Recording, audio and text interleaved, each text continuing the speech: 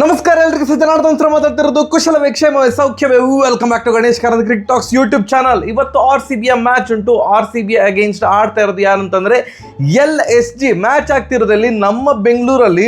ಇದೊಂಥರ ವಿಚಿತ್ರ ಮ್ಯಾಚ್. ಯಾಕಂತಂದ್ರೆ ಒಂದು ತಂಡ 4-4 ಮ್ಯಾಚ್ಗಳಲ್ಲಿ 200ಕ್ಕಿಂತ ಜಾಸ್ತಿ ರನ್ ಹೊಡೆದಿದ್ದಾರೆ, ಹಾಗೆ 200ಕ್ಕಿಂತ ಜಾಸ್ತಿ ರನ್ ಬಿಟ್ಟು ಕೂಡ ಕೊಟ್ಟಿದ್ದಾರೆ. ಅದು ಯಾರು? ನಮ್ಮ RCB ತಂಡ. ಆನ್ ದಿ ಅದರ್ ಹ್ಯಾಂಡ್ ಇನ್ನೊಂದು ತಂಡ LSG ಯಾವ ಮ್ಯಾಚಲ್ಲೂ ಕೂಡ 200ಕ್ಕಿಂತ ಜಾಸ್ತಿ ರನ್ ಹೊಡಿಲಿಲ್ಲ, ಯಾವ ಮ್ಯಾಚಲ್ಲೂ ಕೂಡ 200ಕ್ಕಿಂತ ಜಾಸ್ತಿ ರನ್ ಬಿಟ್ಟು ಕೂಡ ಕೊಟ್ಟಿಲ್ಲ. ಸೊ ಆದ್ದರಿಂದ batting power house versus bowling team ಅಂತ ಹೇಳಿದರೆ ತಪ್ಪಾಗೋದಿಲ್ಲ. ಯಾಕಂತಂದರೆ ಸ್ಟ್ಯಾಟಿಸ್ಟಿಕ್ಸ್ ಪ್ರಕಾರ ಹೋಗೋದಿದ್ರೆ ಹಾಗೆ ಉಂಟು. RCB ಎಲ್ಲ ಮ್ಯಾಚಲ್ಲಿ 200ಕ್ಕಿಂತ ಜಾಸ್ತಿ ರನ್ ಹೊಡೆದಿದ್ದಾರೆ. LSG ಯಾವ ಮ್ಯಾಚಲ್ಲೂ ಕೂಡ 200ಕ್ಕಿಂತ ಜಾಸ್ತಿ ರನ್ ಬಿಟ್ಟು ಕೊಟ್ಟಿಲ್ಲ. ಇವತ್ತು 200ಕ್ಕಿಂತ ಜಾಸ್ತಿ ರನ್ ಹೊಡಿಬೋದಾ? RCBಗೆ ಫಸ್ಟ್ ಬ್ಯಾಟಿಂಗ್ ಸಿಕ್ಕಿದರೆ 200ಕ್ಕಿಂತ ಜಾಸ್ತಿ ರನ್ ಹೊಡಿತಾರೆ ಅಂತಲೇ ನಾನು ಅಂದ್ಕೊಳ್ತಿದ್ದೇನೆ. RCBಗೆ ಫಸ್ಟ್ ಬೌಲಿಂಗ್ ಸಿಕ್ಕಿದರೆ ಈ ಸಲ ಸಹ 200ಕ್ಕಿಂತ ಜಾಸ್ತಿ ರನ್ ಬಿಟ್ಟು ಕೊಡ್ತಾರಾ? ಬಿಟ್ಟು ಕೊಡ್ಲಿಕ್ಕೆ ಇಲ್ಲ ಅಂತ ನಾನು ನಂಬಿದ್ದೇನೆ. ತಂಡದ ಬಲ ಅದೆಲ್ಲ ನೋಡಿದ್ರೆ LSG ಫ್ಯಾನ್ಸ್ ಯಾರಾದರೂ ಇದ್ದರೆ ಕಮೆಂಟ್ ಮಾಡಿ. ಪಂತ್ ಫ್ಯಾನ್ಸ್ ಇದ್ದಾರೆ, ನಾನು ಸುಮಾರು ನೋಡಿದ್ದೇನೆ. ಪಂತ್ ಅಂತ ಕಮೆಂಟ್ ಆಗ್ತಾ ಇರ್ತಾರೆ. ನೀವು ಸಹ ಒಪ್ಕೊಳ್ತೀರಿ. ಇವತ್ತು ಫೇವ್ರೆಟ್ಸ್ ಟು ವಿನ್ ಯಾರು? ಇಟ್ ಈಸ್ ನನ್ ಅದರ್ ದನ್ RCB. ಯಾಕಂತಂದರೆ LSG ಅಲ್ಲಿ ಏನಾಗಿದೆ ಅಂತಂದರೆ ಇವರ ಪ್ರಾಬ್ಲಮ್ಮೇ ಬ್ಯಾಟಿಂಗ್, ಅದು ಮಿಡ್ಲ್ ಆರ್ಡರು ಹಾಗೆ ಹೀಗೆ ಅಂತ ಹೇಳ್ತಿದ್ದೆವು ನಾವು ಮೊದಲು. ಟಾಪ್ ಫೋರ್ ಇವ್ರದ್ದು ಸ್ಟ್ರಾಂಗ್. ಟಾಪ್ 4ಅಲ್ಲಿ ಕೂಡ ಇಬ್ಬರು ಫಾರ್ಮಲ್ಲಿ ಇಲ್ಲಲ್ಲ ಅಣ್ಣ. ಪಂತ್ ಒಂದು ಮ್ಯಾಚ್ ಚಂದ ಮಾಡಿ ಆಡಿದ್ರು, ಹೌದು. ಅದಾದಮೇಲೆ ಫಾರ್ಮ್ ಕೈ ಕೊಟ್ಟಿದೆ. ಮಾರ್ಕ್ರಮ್ ಮಾತ್ರ ಒಂದು ರೇಂಜಿಗೆ ಕನ್ಸಿಸ್ಟೆಂಟಾಗಿ ಆಡ್ತಾ ಇದ್ದಾರೆ. ಮಾರ್ಚ್ ಕೂಡ ಹೇಳಿಕೊಳ್ಳುವಂತಹ ಒಂದು ಕಾಂಟ್ರಿಬ್ಯೂಷನ್ ಬರಲಿಲ್ಲ. ಪೂರಣಿದು ಫಾರ್ಮ್ ಅಂತೂ ಕಂಪ್ಲೀಟ್ ಕೈ ಕೊಟ್ಟಿದೆ. ಮತ್ತು ಮಿಡ್ಲ್ ಆರ್ಡ್ರಲ್ಲಿ ಸಮದ್, ಬದೋನಿಯಿಂದೆಲ್ಲ ತುಂಬ ಎಕ್ಸ್ಪೆಕ್ಟೇಷನ್ ಇದೆ. ಮುಕುಲ್ ಚೌಧರಿ ಒಂದು ಅಂದರೆ ಟೈ ಅಂತ ಮೊನ್ನೆ ಒಂದು ಮ್ಯಾಚಲ್ಲಿ 27 ಬಾಲ್ಗೆ 54 ರನ್ ಹೊಡೆದು ಸೋಲುವಂಥ ಮ್ಯಾಚನ್ನು ಗೆಲ್ಲಿಸಿದ್ದಾರೆ. ಬಿಟ್ಟರೆ ನಿಮಗೆ ಅವರ ಬ್ಯಾಟಿಂಗಲ್ಲಿ ಈಗಲೂ ಕೂಡ ಕೊರತೆ ಅಂತ ಎದ್ದು ಕಾಣ್ತಾ ಇದೆ. ಬೌಲಿಂಗ್ ಎಸ್, ಐ ಅಗ್ರಿ, ಒಂದು ಸ್ಟ್ರಾಂಗ್ ಉಂಟು, ಒಳ್ಳೆ ಪೇಸ್ ಅಟ್ಯಾಕ್ ಉಂಟು. ಆ್ಯಂಡ್ ಇವಾಗ ಟಾಮ್ ಮೂಡಿ ಅವರು ಕೂಡ ಏನು ಹೇಳಿದ್ದಾರೆ ಅಂತಂದರೆ, ಏನು ಮಯಾಂಕ್ ಯಾದವ್ ಹಾಗೆಯೇ ಮೊಹಸಿನ್ ಖಾನ್ ಇವರಿಬ್ಬರು ಕೂಡ ಫಿಟ್ ಆಗಿದ್ದಾರೆ ಆಡಲಿಕ್ಕೆ ಅಂತ. ಮಯಾಂಕ್ ಯಾದವ್ ಅಂತ express bowler, Mohsin Khan line and length super ಇರುವಂಥ ಆಟಗಾರ.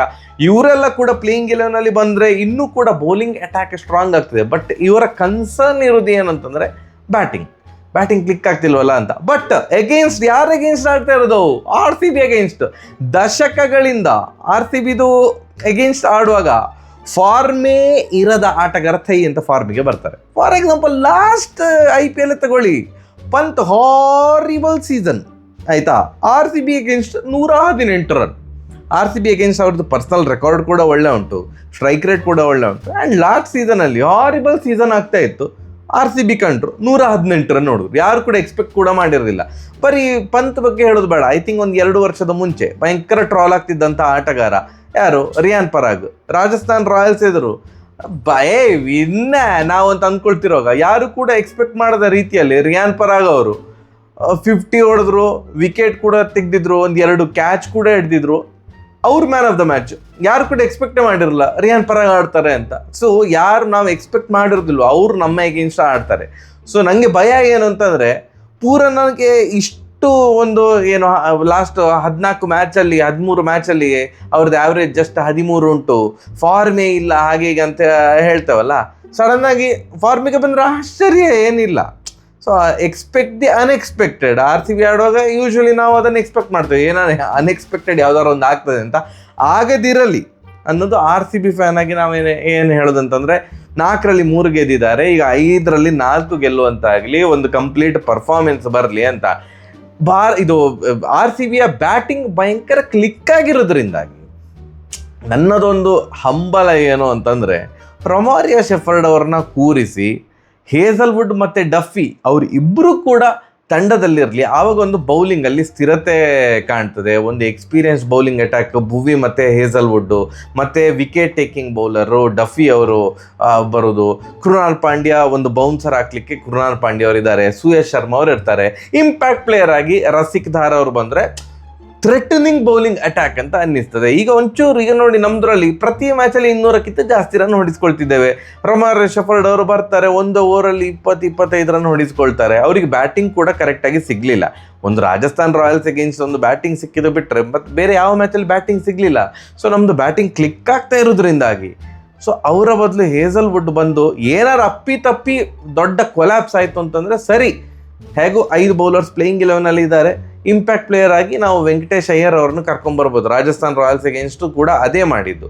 ಸೊ ಪ್ಲೇಯಿಂಗ್ 11ಅಲ್ಲೇ 5 ಪ್ರಾಪರ್ ಬೌಲರ್ ಇದ್ದು ಬಿಡಲಿ. ಯಾರು? Hazlewood, Duffy, Bhuvneshwar Kumar, Suyash Sharma, Krunal Pandya, 5 bowler ಇದ್ದಾರೆ.